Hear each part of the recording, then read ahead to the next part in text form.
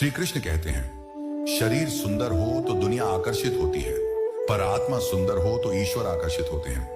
कभी कभी बिना गलती के भी लोग तुम्हें बुरा समझते हैं, क्योंकि तुम वैसे नहीं होते।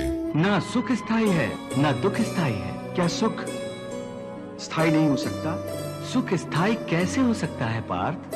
ये संसार तो परिवर्तनशील है। परिवर्तन तो प्रकृति का नियम है। यहाँ कोई भी वस्तु स्थायी नहीं होती। हमारे शरीर की अवस्थाएं भी स्थायी नहीं है। फिर सुख और दुख कैसे स्थायी हो सकता है? इसका अर्थ है कि सुख के साथ साथ मनुष्य को दुख भी भोगना पड़ता है। हाँ पार्थ, सुख और दुख एक ही चक्र के दो अर्ध भागों की भांति है। ये चक्र चलता रहता है। मानव शरीर बड़ी मुश्किल से मिलता है, इसे यूं ही गंवाना नहीं चाहिए।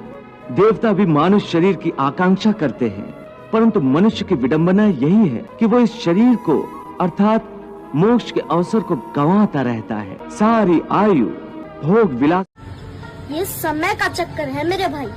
पहले 1 रुपए में अनाज मिल जाता था, इसलिए 1 रुपए के सिक्के पर अनाज छपा था।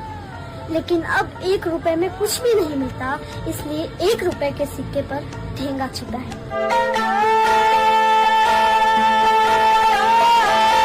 मानव शरीर बड़ी मुश्किल से मिलता है, इसे यूं ही गंवाना नहीं चाहिए।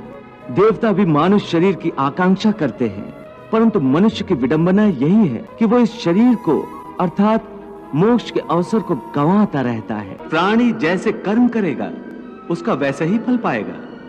अच्छे कर्म करेगा तो अच्छा फल मिलेगा, और बुरे कर्म करेगा तो बुरा फल पाएगा। यही जो प्राणी के अच्छे बुरे कर्मों के अच्छे बुरे फल का हिसाब है, इसी को प्रारब्ध कहते हैं।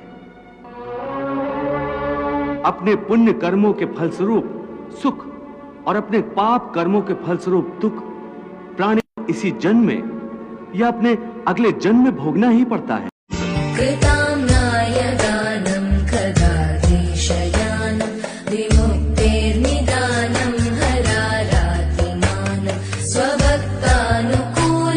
जगद्वृक्षमूलम् निरस्तार्थशूलम् भजे।